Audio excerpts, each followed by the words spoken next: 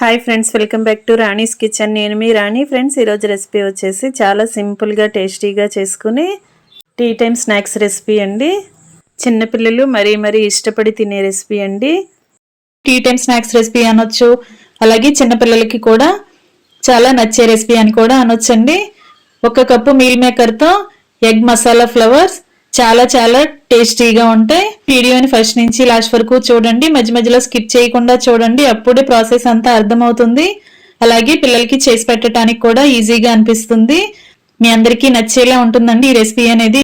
ఇంకా ప్రాసెస్ లోకి వెళ్ళిపోదాం. ఒక మిక్సింగ్ బౌల్ తీసుకుని 1 కప్పు నిండా గోధుమ పిండి వేసుకోండి.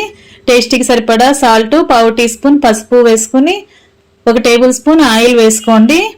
పసుపు, ఉప్పు, ఆయిల్ కూడా పిండికి బాగా కలిసేంత వరకు పిండిని బాగా రఫ్ చేస్తున్నట్లుగా కలపండి. అప్పుడు ఆయిల్ అంతా కూడా పిండికి బాగా పడుతుంది. ఇప్పుడు కొంచెంగా వాటర్ పోసుకుంటూ పిండిని చపాతీ ముద్దలాగా సాఫ్ట్గా కలుపుకోండి. మరి గట్టిగా కాకుండా కొంచెం సాఫ్ట్గా కలుపుకోండి. దీనికి మూత పెట్టుకుని పక్కన పెట్టుకుందాం. మనం కర్రీ ప్రిపేర్ చేసే లోపు ఇది నాని ఉంటుంది. ఇప్పుడు స్టవ్ ఆన్ చేసి ఒక గిన్నె పెట్టుకుని 1 గ్లాస్ వాటర్ పోసుకోండి. దానిలో కొంచెంగా సాల్ట్ వేసుకుని చిటికెడు పసుపు వేసుకుని వాటర్ని కాగనివ్వండి. కాగిన తర్వాత స్టవ్ ఆఫ్ చేసుకుని 1 కప్పు మీల్ మేకర్ని వేడివేడి నీళ్ళలో వేసుకుని ఒక 5 నిమిషాల పాటు మూత పెట్టి పక్కన పెట్టుకోండి. ఇప్పుడు ఒక 5 నిమిషాల తర్వాత చూసినట్లయితే మీల్ మేకర్ అనేవి బాగా ఉడికి ఉబ్బినట్లుగా వస్తాయండి. ఇప్పుడు స్ట్రైనర్తో దానిలో ఉన్న వాటర్ అన్ని కూడా వడగట్టుకుని ఇలా గట్టిగా ప్రెస్ చేస్తున్నట్లయితే దానిలో ఏమైనా వాటర్ అనేవి పీల్చుకుంటే అవన్నీ కూడా గిన్నెలోకి వచ్చేస్తాయి. ఈ విధంగా డ్రై చేసుకుని వాటన్నిటిని ప్లేట్లో వేసుకోండి. వీటిని బాగా చల్లారనివ్వండి. చల్లారిన తర్వాత వాటర్ అన్నీ కూడా పోయిన తర్వాత మిక్సీ జార్లోకి తీసుకోండి. ఇప్పుడు మూత పెట్టుకుని గ్రైండ్ చేసుకుందాం. తురుము అనేది ముద్దలాగా రాకూడదండి, పొడి పొడిలాడుతున్నట్లుగా రావాలి. మరి ఎక్కువగా గ్రైండ్ చేయొద్దు, ఇలా బరకగా తురుములాగా రావాలి. ఈ విధంగా గ్రైండ్ చేసుకుని పక్కన పెట్టుకోండి. ఇప్పుడు స్టవ్ ఆన్ చేసి కళాయి పెట్టుకుని 1 టేబుల్ స్పూన్ ఆయిల్ వేసుకుందాం. 2 టేబుల్ స్పూన్లు ఆయిల్ పోసుకోండి. ఆయిల్ కాగిన తర్వాత కొన్ని కరివేపాకు రెబ్బలు వేసుకుని అవి కొంచెం ఫ్రై అయిన తర్వాత సన్నగా కట్ చేసుకున్న ఉల్లిపాయ ముక్కలు 1 కప్పు వేసుకోండి. సన్నగా కట్ చేసుకున్న పచ్చిమిర్చి ముక్కలు కూడా కొన్ని వేసుకుని కొంచెంగా సాల్ట్ వేసుకుని 1 టీ స్పూన్ అల్లం వెల్లుల్లి పేస్ట్ వేసుకోండి. 1/2 టీ స్పూన్ పసుపు కూడా వేసుకోండి. ఇవి 3 కూడా ఆనియన్స్ లో బాగా కలిసేంత వరకు కలుపుకుని ఉల్లిపాయని బాగా మగ్గించండి. ఉల్లిపాయ అంతా కూడా మగ్గిన తర్వాత ముందుగా గ్రైండ్ చేసి పెట్టుకున్న మీల్ మేకర్ తురుముని అలా వేసుకోండి.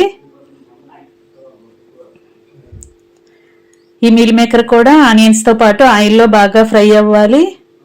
అంతవరకు కూడా ఫ్రై చేసుకుని ఘాటుకి తగ్గట్టుగా కారం యాడ్ చేసుకోండి.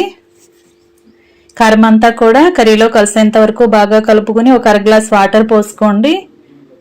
వాటర్ అన్ని కూడా కర్రీలో కలిసిన తర్వాత కారం అంతా మీల్ మేకర్కి బాగా పడుతుంది. అంతవరకు కూడా ఉడికించుకోండి. వాటర్ అనేవి ఏమీ లేకుండా కర్రీ అంతా కూడా ఇలా ముద్దలాగా దగ్గరగా ఉడకాలి. అంతవరకు ఉడికించుకున్న తర్వాత ఒక ఎగ్ తీసుకుని అలా బ్రేక్ చేసుకుని వేసుకోండి.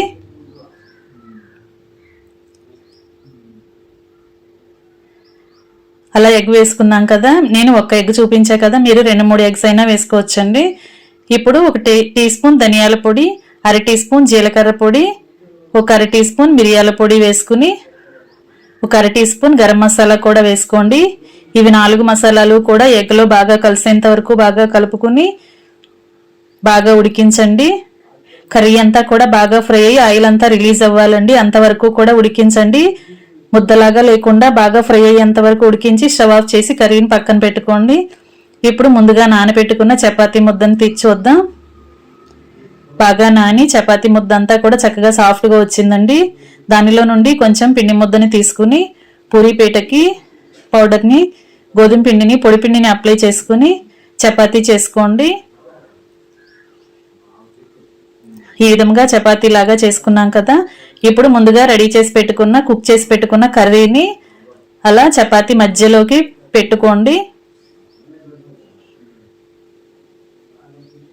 ఈ విధంగా మధ్యలోకి వచ్చేలా సర్దుకుని నేను చూపించే విధంగా కర్రీ నుండి కింద వరకు చపాతీని ఇలా కట్ చేసుకోండి. చాకుతో కానీ ఏదైనా తీసుకుని ఇలా సన్నగా వీలైనంత దగ్గరగా కట్ చేసుకోండి. తర్వాత నేను చూపించే విధంగా ఒక్కొక్క పొరని ఇలా కర్రీ వైపుకి ఫోల్డ్ చేసుకోండి. ఇలా మడత పెట్టుకోండి. ఇలా ఒక మడత మీద ఇంకొక మడత పెట్టుకున్నట్లయితే మొత్తం రెడీ అయిన తర్వాత అది ఒక ఫ్లవర్ షేప్లోకి వస్తుందండి.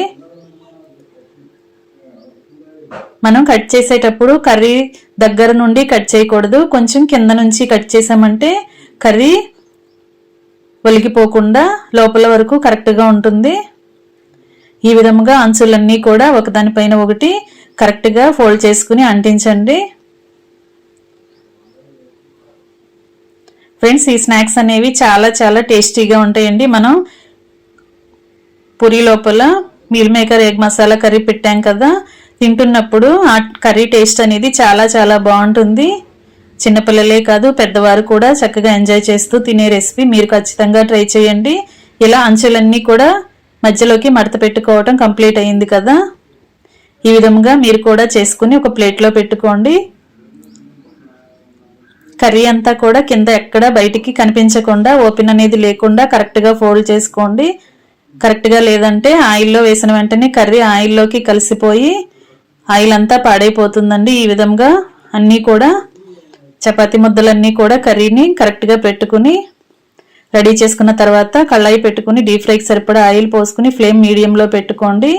ఇప్పుడు రెడీ చేసి పెట్టుకున్న ఫ్లవర్ని మీల్ మేకర్ ఫ్లవర్ని అలా ఆయిల్లో వేసుకుని ఒకవైపు బాగా ఫ్రై అయిన తర్వాత వెనుక వైపు కూడా ఫ్రై చేసుకోండి.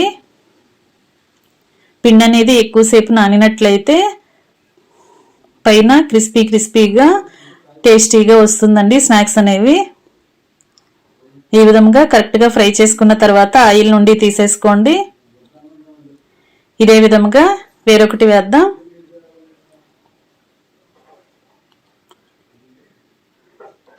కళాయి కొంచెం పెద్దగా ఉన్నట్లయితే ఆయిల్ ఎక్కువగా పోసుకుంటే ఒకేసారి 4 కూడా ఫ్రై చేసేసుకోవచ్చండి, లేదంటే 2 కూడా ఫ్రై చేసుకోవచ్చు. ఈ విధంగా ఒకవైపున కరెక్ట్గా ఫ్రై అయిన తర్వాత వెనుక వైపు కూడా ఫ్రై చేసుకోండి.